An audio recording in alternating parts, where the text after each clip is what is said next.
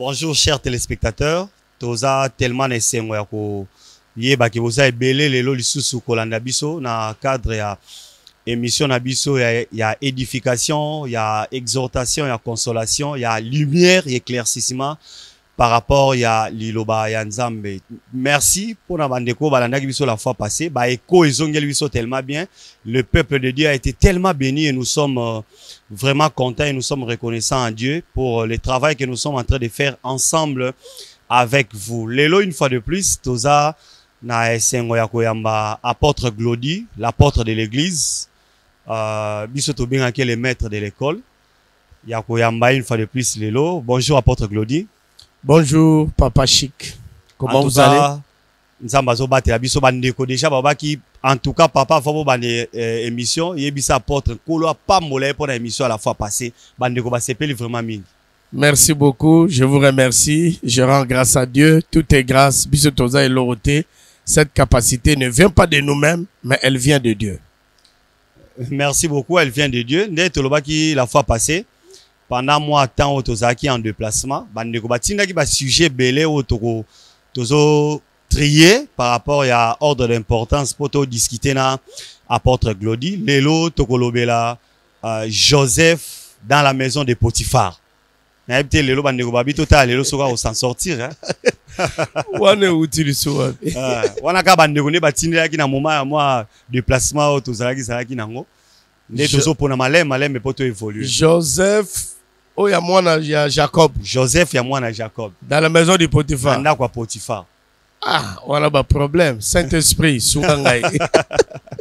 En tout cas, to sepela qui to partager, to zoalikanishino par rapport à ça. Nous avons tellement écouté l'enseignement, un message sur Joseph, nanda kwa Potiphar, moto na moto.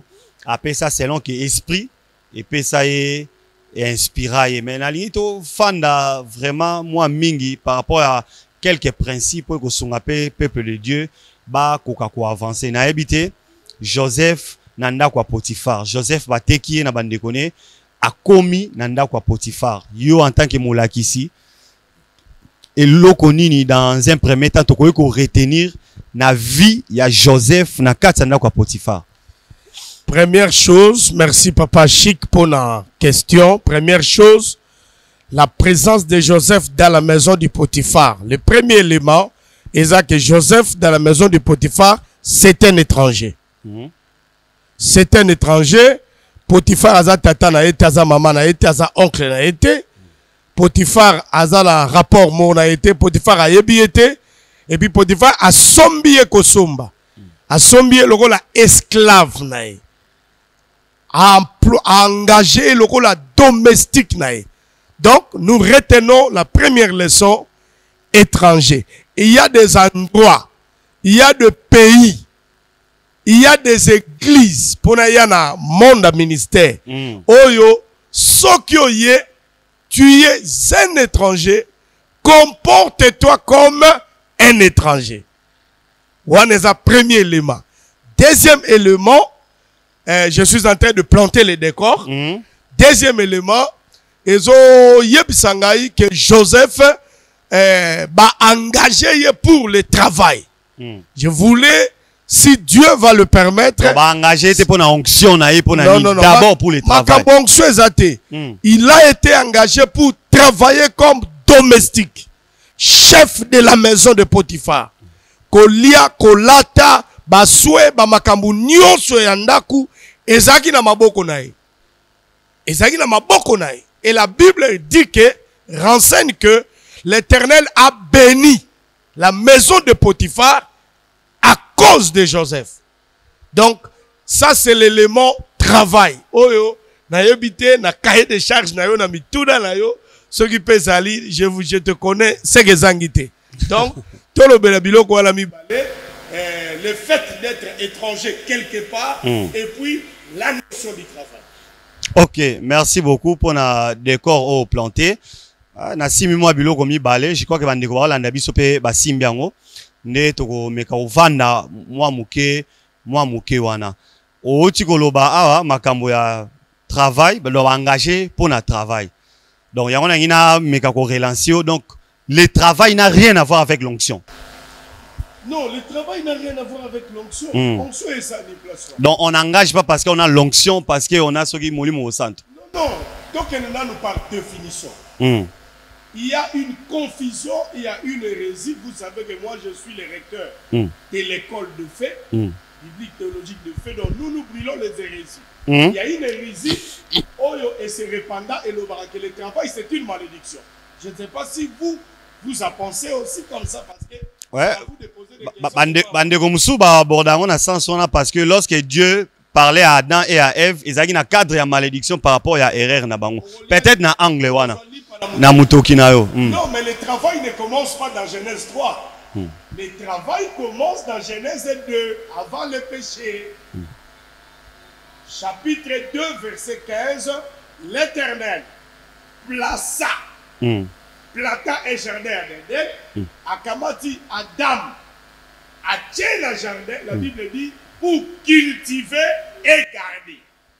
Donc, notion à travail de Jésus. Non, le travail a été introduit, créé par Dieu, la Genèse 2.15. Cultiver, c'est-à-dire, Luka Congo, Luka Pau, Luka Coupe, Katamatiti, labourer, balola, Luka Milona. Rien à voir avec le péché. C'est ça déjà, on a péché contre le et il y a noté. Le travail, pour ceux qui nous suivent et ceux qui écrivent, le travail c'est une bénédiction venant de Dieu. Le travail c'est le support matériel. Le support matériel pour n'aller pamboli et l'ongwa lola et la moutou. Dieu ne bénit pas autre chose, mais Dieu bénit que le travail. Pasteur Chic, Dieu n'a jamais béni le vide. Ce qui est là présenté, Moussa les athées, quand la prière à Pamba, on a la Kanamangenge, la Kimwenza, la Luzizila, Zama Pamba le Lote, Dieu ne bénit pas les prières, Dieu bénit l'œuvre de nos mains. Alors bien Béla dit, je bénirai l'œuvre de tes mains, l'œuvre de tes mains. Yangwana na côte Sarabatu la permanence, Nicole Bele Tokene Ngomba, Tolukanza, Nasa Ramote. Ah bon? 2, 3 jours, 4 jours, Tozongimbal. Keno Lugalipa. Kalinga mikate na yo, tumba piodi na yo, teka makara na yo, kende lufu, kende kasumbalesa, kende Tanzanie, soma mitukano na Dubaï, bon on fout à diminuer. Vraiment. Bon, ça, ce sont les avantages du travail qui viendront. Bon, Thomas, tozo namoni o insisté sur le travail awa. Nalingi to sala moi un pas en arrière. C'est quoi le travail au fait? Tant to le travail. Pour Batumingi to le baraka travail mais surtout le travail c'est quoi? Ils allaient porter à moi confusion. Le travail dans la proverbe, le précieux trésor d'un homme, c'est son activité. Zambe atinda mudiso la mokili, moto na moto, na ba talent, moto na moto na ba capacité, oyo, tu dois mettre ça au service, ya mokili, en retour de ça, tu auras un salaire. Oyebi ko katasuki, to futi yo $10. Oyebi ko servir na restaurant, au petit menu, au lambeli biso, to lié, to futi yo. Donc le travail c'est ça. Zambé, idée ya batoubaza na chômage. Ce n'est pas la volonté de Dieu. Papa, Tigana insisté, même nos patriarches, je suis dans la Bible, ils avaient 2 grandes activités qu'ils pratiquaient. Soit les patriarches étaient dans l'agriculture, soit ils étaient dans l'élevage. Dans la Bible, même dans nos villages. Au début dans village, il n'y a pas vraiment trop de chômeurs. Soit tu es dans l'élevage, soit tu es dans la pêche, soit tu es dans l'agriculture. Et puis dans le village, on a une différence entre nos villages, nos milieux urbains et nos villes. Nous sommes en République démocratique du Congo. À Kinshasa, beaucoup de jeunes ne travaillent pas. Et Belé Basala Kate, mais au village. Soit tu as poussé à moto, à poussé à vélo, à Sara Bilaga, et puis, oui, papa, on a une mission dans le village. Dans le village, mission dans Kitoko. Parce que tout le monde travaille. Et puis, nous sommes au Monganza, Libonza. Nous sommes au Mabanga Diama, na Kamfufu, Dim, Ofran, Menagisasa, Combat spirituel. Merci beaucoup, apôtre Glody. Nangito zonga vraiment dans cadre ya église par rapport ya Moussala, Joseph Nanda kwa Potiphar, ba engagé pour na Moussala. Oui. Mais que pensez-vous na par exemple basala nzambe oyo basala elo côté bango évangile car bango ba bien évangile ne Moussala na bango. Ndeko to bengi sin église ayo te ya bingai na liaka na cher ndeza cop nanga. Que pensez-vous par rapport ya wana? C'est un problème d'approche. Na mesala koloba évangile modèle côté la biso ndeba côté la biso évangile na nzela ya colonisation na ndenge réveil ebimela toza na ba erreur ya ba approche na ba certaines questions. Donc ici chez nous on pense que ndenge nazali musali na nzambe ata naza infirmier na kotuba mutu tongate. Et ça, erreur nabiso. L'onction, Dieu, le sacerdoce n'est pas contre le travail séculier. Séculier veut dire ce qui n'est pas en rapport avec l'évangile. Ngai na lingaka, docteur Ngalasi, as un pasteur, représentant légal d'une grande communauté, mais à tout bitonga na Sep Congo, tu as eu retraite. Ozomonake, papa, il y a beaucoup d'avantages. Le travail a plusieurs avantages. Mais est-ce que moi, je suis Moussala? Et ça, Moussala, côté, il y a se servir Dieu. Mais que ça, là, c'est travailleux pour ta survie. Tokabola biloko wana. So tokaboli angote, tokosala na ba jeune belé l'église. Bazo c'est l'appel. Appel peso yate. Ao c'est l'ango kaka. Gardez silence l'éternel combattant pour vous. Abimi mandefu. Mais azo c'est la kaka appel. 15 à 20 ans église. Mukolo papa akochanga maboko. So bache ona 52 ans. Orobala ndenge nini. Yango zomona prière esili. Batu bazo kendete. Et puis, eloko na lingarate pasteur chic. Prière esili yoka communiquer. Nasuka. Ba papa batikala. Ba mama batikala, ba jeune batikala. Monte l'église tikali. Etikali. Or, quand vous êtes une assemblée remplie de travailleurs, oyo aketa la bilanga na ye, oyo akesa la shopping na ye, oyo akesa la réservation na ye, oyo akeko sala makamu na ye. Les avantages du travail, l'onction ne va pas remplacer le travail. Vraiment. Je ne sais pas si on a quoi banoko tango. Okay. Premier avantage, le travail nous rend indépendants. C'est à partir du travail. Au sali, aux 8 salaires, tu peux conjuguer le verbe quitter. L'homme quittera son père et sa mère. Genèse 2, 22. Soko zala mbongo, orolongwa bisika babotela yo, orolongwa bisika kolela. Aujourd'hui, je suis désolé. À mon âge, je suis encore chez mes parents. Na bali na boti bisika nga na benga papa ngape ba benga papa. Ce n'est pas bien. Non, c'est la Tanzambe yati. Taya nzambe c'est koka kikala. Tanzambe betaka te lokola ngonga ya Saint Alphonse. E betaka bongo te ngo mwana nga. Tala nzambe koki mwana nga. Tanzambe mandefu zotala te. Tala miroir non? Tala miroir nzoto tondi biloko ebele. Mais Thomas, au moins que ba pasteur peut bozo rendre biso mauvais service. Ah yo lo baka ba pasteur ba sali nini tika pe biso to pe mako ya. Oh yo vansi ba une église ba na permanence ba bougera te. Ba mama église ba kotisa rapport ba lia na po quoi. Nango ba makasi na mabondeli. Na betsa libako. Toké. Est-ce que tu peux me permettre de scandaliser? Toké. Jésus-Christ n'avait pas une permanence. Christ n'avait pas une permanence. Bino batu bo ina ngai. Pourtant on a loba pesa écriti o ininga. Na yebi yo olinga tena loba écriti. Contexte. Bomba batu l'église. Bozula ngop. Ba apôtre bazalaki place moko à cause de persécution. Tant persécution sili. Mwana Luka vina yo. Luka vina yo papa. Luka vi. Église des placité. Église des centre ba chômerte. Église des ONGT. Ngaku na yoka bien te na législation congolaise, l'église est classée parmi les ASBL. Non, église des ASBL te. Oh.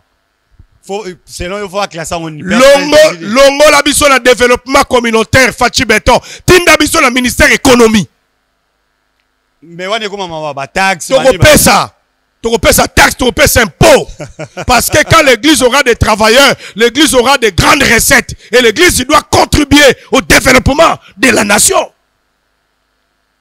Ah, apôtre Glody. Tika makambuana, bana batwa basi, ozo karabango, 90 jours, 100 jours, 360, bamsou, 110 jours. Yanini? Mon Dieu, ça, on est où là? 100 jours, il y a gêne. On est où là? Ah, mais c'est l'évangile, hein? Ah, papa.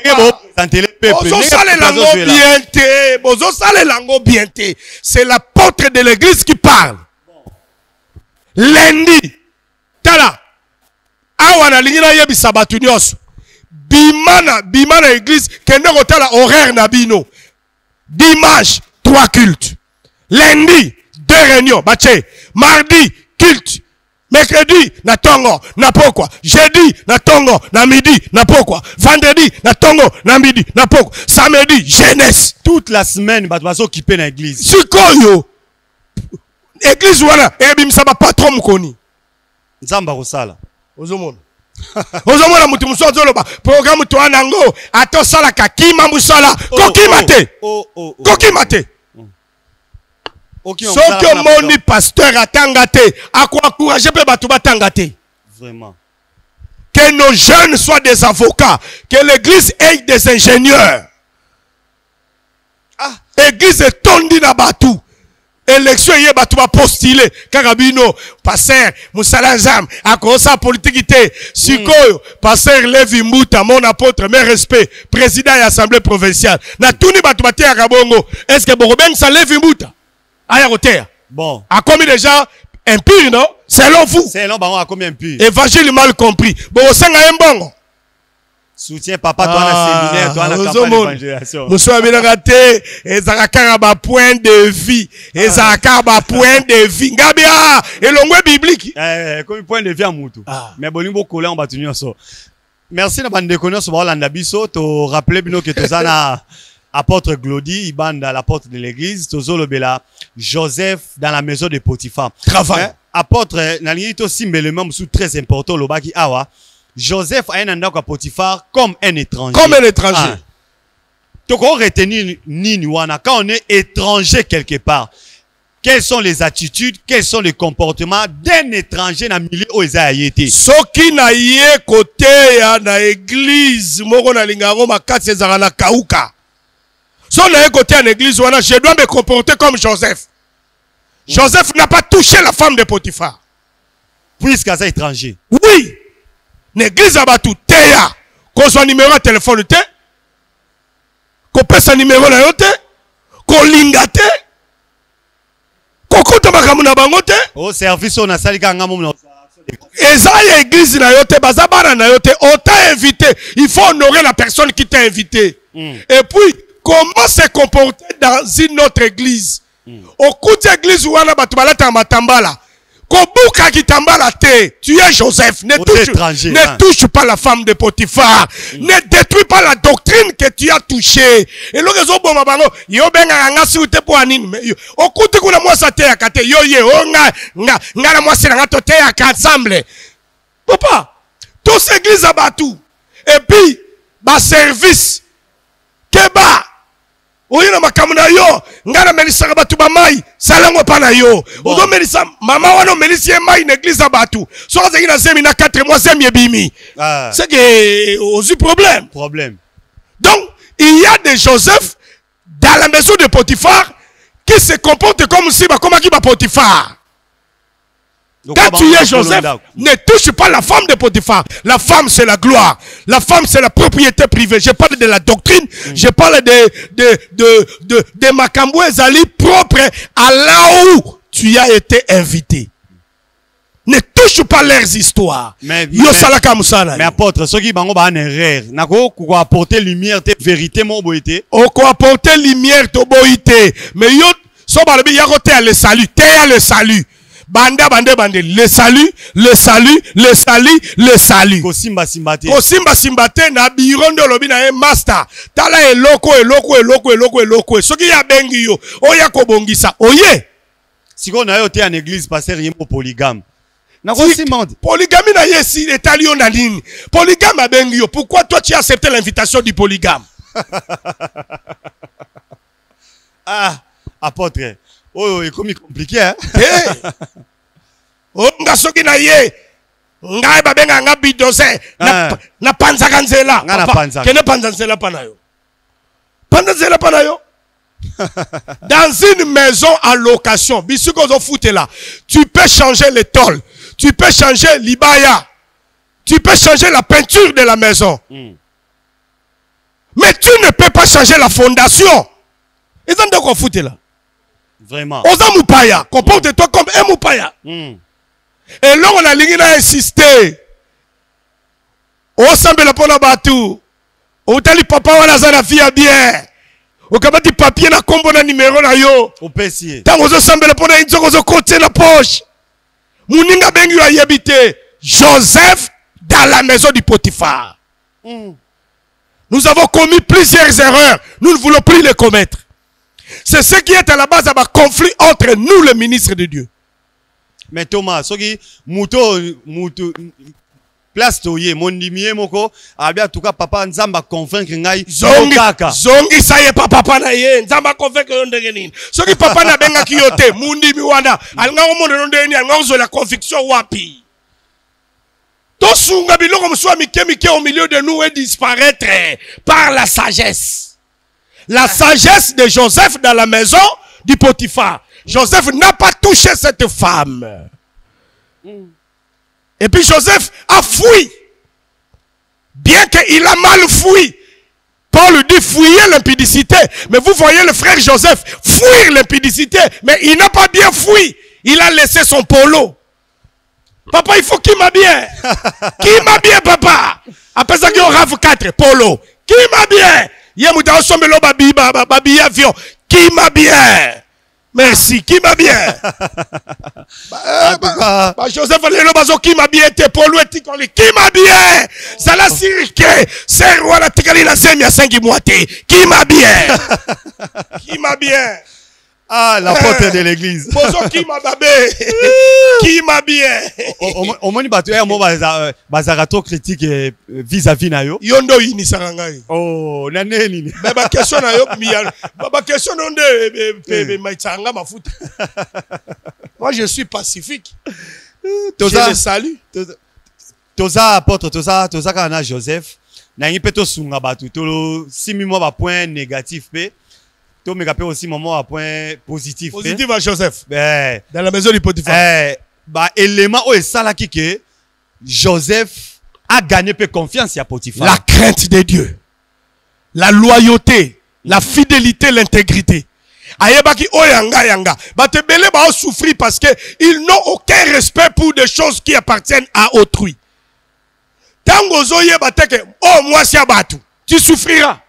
Mais nzamba bina sale service ici ko ya will pesana lu ya yoto sale service nzamba lobi yanga te to ba ozomona siko ba service angweze bele kaka na basi ya batu papa oh papa quand on a ngabo ete bango ba ina kangai. Mais on est toujours dans l'évangile hein. Joseph a été loyal, fidèle. Azo travaillé d'un bon cœur. Et l'homme soit zo bomba ba bengi yo oya kote ya ozala mutema mibale misatu wana na kana e banda kala lolo kwa nozo occasion na go panze église na ye na mona mususu atei bien akomi na suka pour ça la prière clôture à telemi atali passer abi pasteur nzamba bina tous nos questions on tika kindo ki mukolo nini Thomas église panzani molo en public. Voilà pourquoi Bolandaraka grâce té. Il a la grâce. Asakolaka. À quoi Isaka. Abimisarambo bien. La grâce est trompeuse. Vraiment. Mais la femme qui craint l'Éternel, c'est celle-là qui sera louée. Proverbe 31. Loyauté. Loyauté, humilité. L'église a battu. Bayaka na orgueillité. Makamuna oteya. Nanu botika yokangote. Nana makambwa kilo. Na ebi kute sobo okokango. Logolo yebi de ato okoka te changer. Luka oto okoka. Papa, to okokango te luka oto okoka. Makambo na songo pa mutute, na songo pa nzambe. Ah! Quelle attitude. Ça va révélation moto. Merci. Moto. Et où tu la boulangerie? Parce que finalité à Makamounion Soana, Ndakwa Potifar et pas moi. Ndakwa Potifar et pas moi qui. C'est l'image de l'église là où on t'a invité. Il faut que Dieu soit béni. L'église est tikale pambouami, bana ba pambouami ba tuba bongwani, yope ba pambolo bien. Kabwana ka bien place aux okende. Kabwana ka bien. Na oyebisa Joseph. Yona Potifar bo okutanaka. Parce que l'analyse pas Pharaon. N'aura pas Pharaon. Potifar a ça n'aura pas Pharaon. Parce que Joseph a interprété notre à Tombouami. So Potifar a comme obligé à repérer à Joseph salut. Pour ça qui nous salue. Kabwa n'aura bien abattu, pasteur. Comment tu vas te y na yo? Au fond du prophète tu vas kontarangote ba katarangote zo katango comment no yanke katakata machette. Oh, bah, pèse $700 et l'équi. Mais angouya na matéa na ye. Nga moso na te, bah, pèse nga bongo te, ya so bongo poani. Non! Somba sachet viva. Bah, kontele biloko na ye na oyo, bah, kabeli ya nature. A Pambula Nzambe. Église de Pambouama. Église de Pambouama. Na pèse mbote na Docteur Odin, na ACPV kuna alemba ye sanga pasteur so muta tei oyiba problème o azana ngote nzamba lingi na nzela prédication sur quelque chose yo banda ko kata frani na ce n'est pas bien oyebe longo bakoma oyebi système bakoma papa Rodin mbote na yo oyebi système bakoma lango so oye côté ayebi si yo musale leki bien biso awa to divisera par 7 oh là zoya yo zoya ngapena zuyanga tokoti si na kesa lingomba tolongoli ya ba veuve tolongoli ya ba ancien so ana kana wafana prophète na musana ngana sali na tokeleli na ndenge na lalite na préparer yo zo longola o to ana detole toboka batolu na yo na nzoto na ngana musana nga oh là vraiment comprenez que dans la maison du Potifar comprenez la loyauté c'est l'apôtre alobi mikolo azana kombo azone to église nzambe salité le kitro en tout cas ko la pambola bandeko nyonso baoti ko région de biso sikoyo tozana apôtre Glody mais réalisation ça biso signe tozo kende vraiment na suka message eza tellement bien bandeko ba komela biso bazo benga de partout balanda biso balobi en tout cas kolo a koka kopamolo na ba message na yo ndeko moko ta komela biso alobi apôtre ba message aboye bat balinga ngote mais continuer donc encourager yo yango bayinanga so ngai pe ko yinaona sepela nango mabanga nyonso babwakela nga tous les jours na sepeli na bango ba continuer ko bwakela nga mabanga na koma ko utiliser ngo lokola fondation pour na ko maita ministère na ngai vraiment en tout cas bon continuer bamsu balobi aza jaloux aza haineux ngai na yina mutu loka mona baninga bazo avancer ba progresser et salemo mutema mabende azo sala bongo ba moko pe bazo mona teke moi aussi j'avance to yebani bilongi yebani bosuité papa j'avance yondo zo yeba te j'avance. En tout cas, merci beaucoup. Oui. To pas moi mi libo tanzambe pas moi mi lelo. Amen. Lelo ozana ba question te au moins lelo na gagné wa. Et ça la ngate za rane peuple nzambe. Et ça rane peuple nzambe. Le travail. Moi je voulais si vous allez permettre, tu peux à quelques avantages du travail. Vraiment. Le travail nous rend indépendants. Ah. Aux Zimbongo, au longwe pas ba parents. Aux Zimbongo, au Bali. Aux Zimbongo, au tangisa bana na yo, au vivre na au dépendre de la poche à batouté. C'est très important. Moi j'encourage les gens à travailler. 2 Thessaloniciens 3 verset 10. Pasteur Chic. Verset wana bo baby c'est ngo. Totanga. Te bo baby c'est ngo. To kini na 2 Thessaloniciens. Bido bokoba o, celui qui ne travaille pas qui ne mange pas. La Bible n'a pas dit ça? 2 Thessaloniciens 3 10. 2 Thessaloniciens 3 10. Natangi car lorsque nous étions chez vous, nous vous disions expressement si quelqu'un ne veut pas travailler, qu'il ne mange pas non plus. Si quelqu'un ne veut pas travailler. Mais comme ça, si quelqu'un ne travaille pas. Ah, bon, tu vas répondre.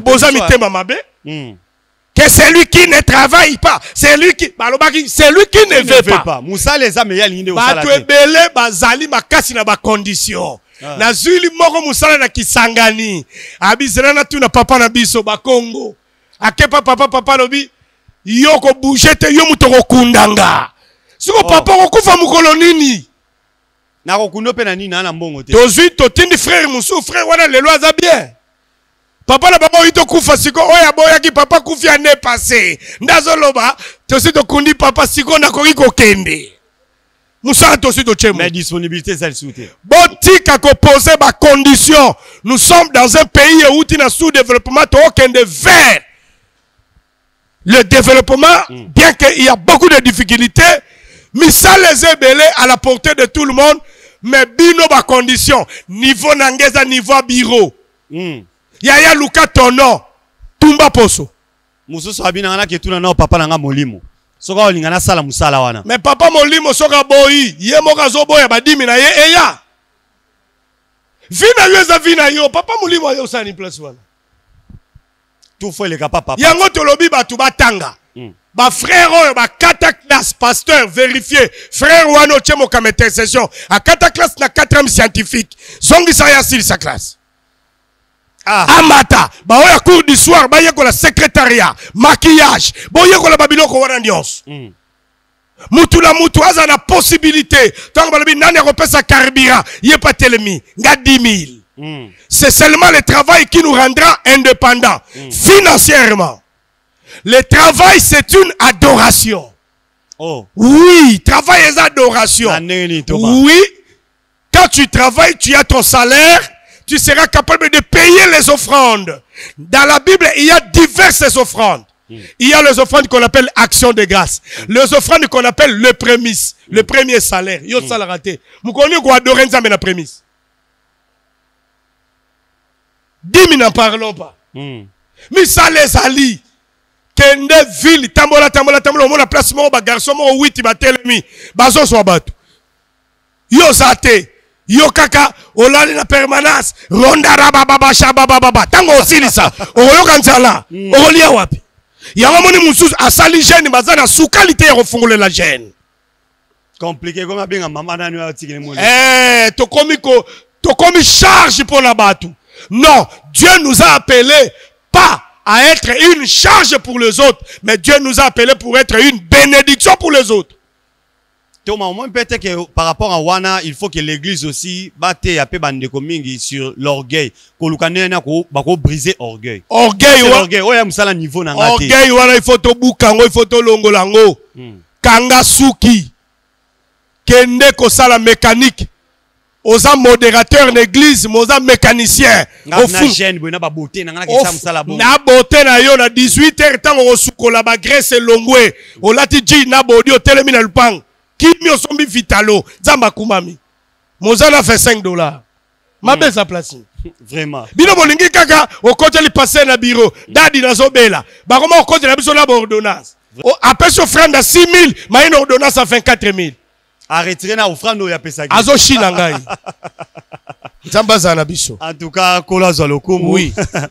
To comme vraiment la souka émission na biso, c'était la porte Glody Banda, la porte de l'église. Oui. Vraiment libota nzambe pambwami. Merci. Merci pour la disponibilité. Merci. Na habité soki eloko souka ko bakisa ezali pour mukola lelo. Eloko souka ezali prochainement torolobela bato balobaka nzamba benganga à temps plein. Nous devons vérifier bakutana na place nini na super lemba to na kianza ayeb sabiso bien à temps plein na ezaki ndenge nini tango ba bengi à temps plein c'est que okoma na charge ya bat tout le monde n'est pas appelé au temps plein batebele ba na temps plein par manque de courage alingi prière mingi alingi temple mingi l'amour du temple azoye bate à venir na ye mon frère ma soeur tu es appelé à grandir à travailler à devenir papa, devenir maman, à avoir une famille, à tenir ta maison.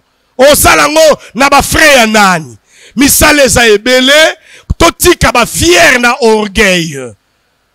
Toti ka ba fier na orgueil. So monika frère moi ba niko pela. Yo na mono sa appelé. Non! Bokote si batu na ministère mbangu. Azala Pelé maza assistant na Unikine. Où est le mal, papa? Aza assistant na ULK. 17h aye appel na ye. Mais na tongo asimbi krazo tangi sa bétidion. Azo zombongo non?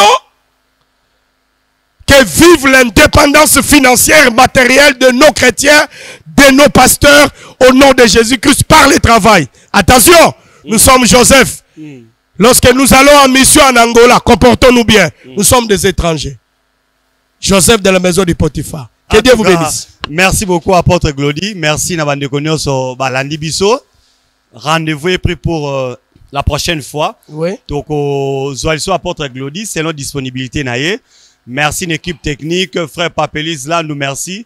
Frère Junior Kokas, preneur de son abison Kola Pambola yo, frère Rachidi Mabaka Kola Pambola, ancien mouvement à Londres Kola Pambola yo. Bon ça l'a été. Bon me toucher là. Me toucher là, en tout cas frère Michel Kola Pambola, merci beaucoup pour na musala. En tout cas Berger Kola Pambola pe bino équipe union sauté au basunga rabiso na musala oyo. Yemi Kolo ndira lotinga mabe. Ah. Ezabongote. Berger, aux yeux de quoi le barosi mbodi na en direct en tout cas Kola Pambola ba na classe nous sommes préparer dissertation na bango na mikolozo ya ba pratique na bango 4 jours na bango en tout cas tokutani prochainement Kola Pambola bino viango matata ndeko luka nzambe tala bote zotata bana ndeko lali wapi makambo so compliqué ozeleli nini